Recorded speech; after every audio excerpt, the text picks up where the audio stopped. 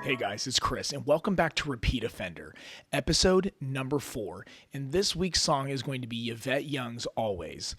This classic, nostalgic song that has a really awesome post-rock sound has just been in my headphones all week this week. I've been kind of like thinking back on classic times, like songs like, bands like The Cure and things that kind of have that moody alt rock kind of feeling to them. And this song really just has some of those elements while also having that perfect lyrical content that just pushes it right over the edge. And so, without too much ado, I want to get started on this song. This one really had me going. The song was released in 2024, and ever since it came out, it's been a song that has gone through several cycles of me repeat offending listening to this. And so, yeah, let's pop in the intro. And right here off the top, you can hear we've kind of got that signature chorus Yvette kind of sound. And just a simple little drum beat.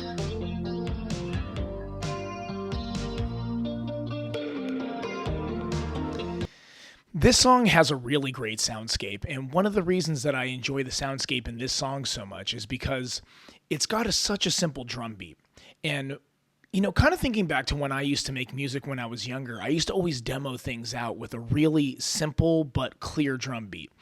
And it allowed me to really get into the guitar parts and to the soundscaping of the song a little bit more than maybe I even do now, because now I focus so much more on how does this drum part sound, how does this other guitar part sound layered with this and the drum part, that sometimes I can't really get into just the melody as much. So this song really focuses on the melody and the lyrical delivery, and it's just the music video is also amazing too. Yvette's a visionary artist.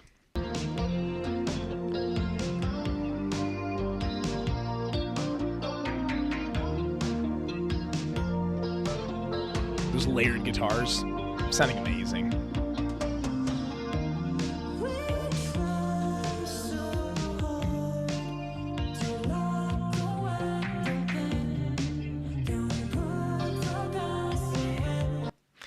That with that contemplative lyric starting it off, we try so hard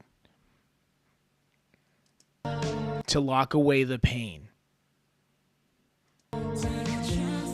Could we put the past away and take a chance on each other?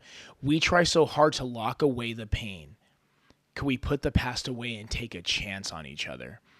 I mean, how much more just hit right in the heart can you be with your lyrics? I mean, right off the top. I mean, it's right to the point. And the song is called Always, so I mean, it's just it's going to be intense just by that one word name. And I really like the vocoder type effect. I mean, again, I don't know every effect that Yvette's using on the vocals here, but there's almost like a vocoder kind of like 8-bit kind of sound thing going on where it's giving it a little bit of not only her natural voice, but this little bit of like almost like a robotic kind of techno kind of over thing. It's not techno, but you know what I mean, more of an electronic type vibe.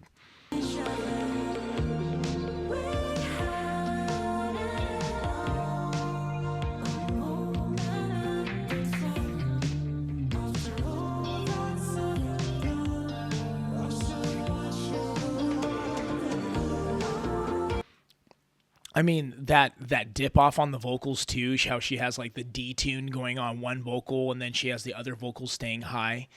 It's clear that she had a really strong vision where she kind of wanted this song to have the peaks and the valleys of it. And, a lot of times when people are writing songs and they're doing stuff like this and keeping it simple, it's really easy to lose sight and do too much production stuff. But the way that this particular song is done, I think it's like the literal happy medium of what you want.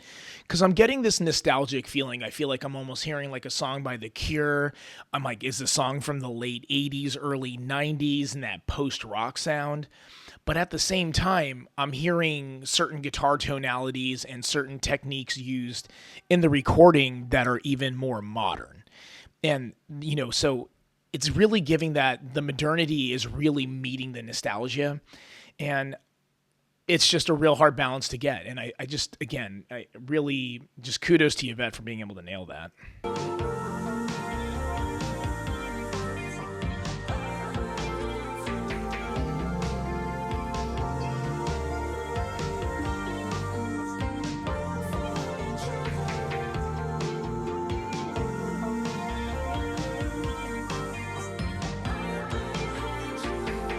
I'm behind you always.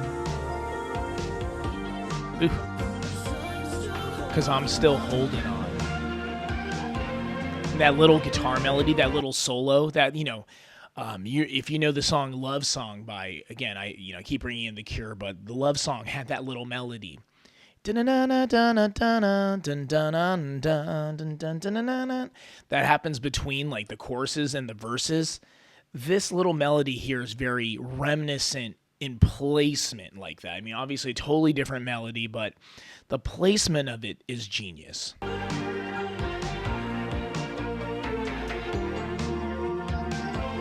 She's really got those guitar effects dialed in. And she's still running amps. How awesome is that? And I think my big thing with this is not only is the song nostalgic, the video is really putting you in a position where you're seeing the main character going through these nostalgic moments, and it's absolutely gorgeous. Am I the fool for living in the memory?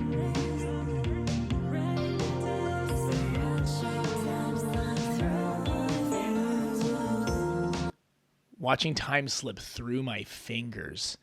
I mean, the level of vulnerability here, kind of talking about somebody being behind someone always, but also kind of incorporating, they know that their vulnerabilities make it impossible for that love story or that connection to be something that is consistent for all of time in a physical sense. But in a spiritual sense, there will always be a respect and there will always be a kindred kind of spirit feeling.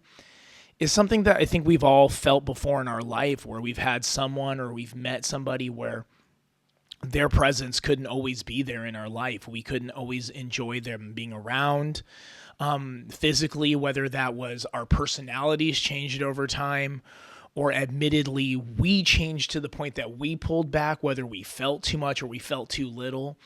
But understanding that you can love someone always without always being present, and that there's a respect for the memories that are had.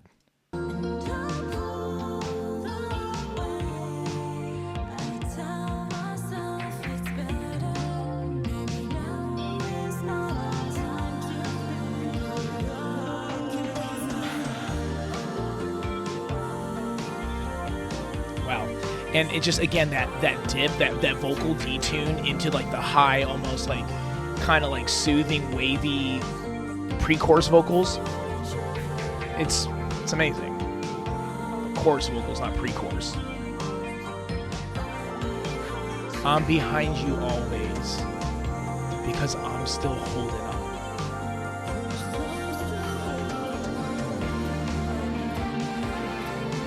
And this is that final epic guitar solo where it really leads into the ending of the song. And how short and sweet this song is really part of its charm.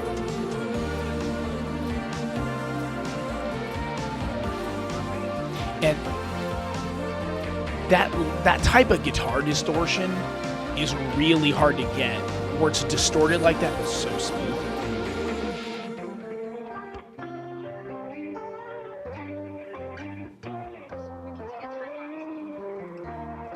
And it just goes back down to that final riff. And I really wanted to share this song with you guys because it really makes you realize that the structure of a song is so important into making it what it is.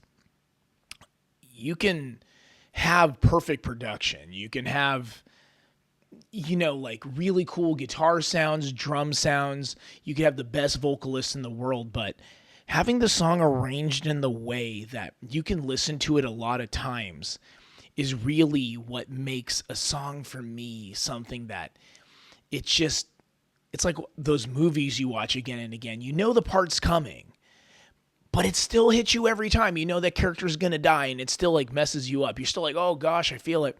Or you know that there's like a certain level of, the main character doesn't know this is going to happen, but you do. And for some odd reason, every time it hits like you didn't know.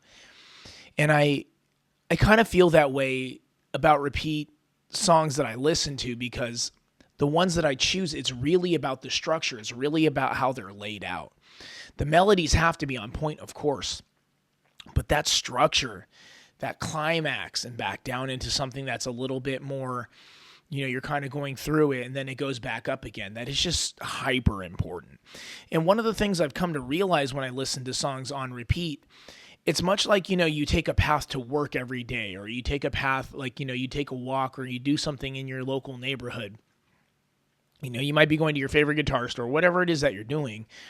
You go there and the path isn't a different path, but there's so many versions of that journey. There's a day that you go on that journey and there's a car accident on the way over. Or there's a day that you go on that journey and you get there in like 4 minutes and like it's just like the easiest thing. There's a day you go on that journey and every road is blocked off and you have to go a different way. The destination might be the same point, but the way that we get to that place, there's so many things going on. It could have been a good day before that. It could have been a bad day before that.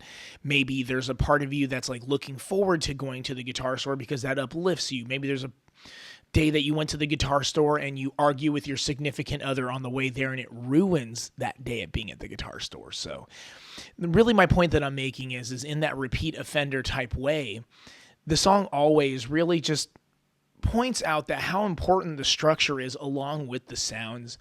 And I think Yvette is such an artist on a lot of levels. Like you see the video, and I've included clips throughout this and you watch it and you just go, man, she really has vision. She really knows what she wants to see for the video. There's storytelling without there really being like a really focal pointed story. It's not like a love story in the video. It's not like a real point, but at the same time, the essence of nostalgia is just drenched in it. And there's these little points towards how much she loves guitar, with like you being able to see her amp and you being able to see her setup and the things that she does because she loves guitars. And then on the other hand, you have all these other things happening because we are set in motion to kind of feel maybe what she mentally thought about what that song means to her. And so it was really cool. So again, I really appreciate you guys being here for episode number 4 of Repeat Offender. The song is Always by Yvette Young. It was released in 2024. More info will be in my info box down here. You'll find more info about it. But just wanted to share that song with you guys. I really appreciate you. This is the first episode for the month of May. I took a week off last week just to have a little bit of time to mentally prepare. We're going to be having some really great episodes also of the Toned and Toneful Self-Actualization series. So I look forward to seeing you guys on there as well. And as always, stay toned and toneful.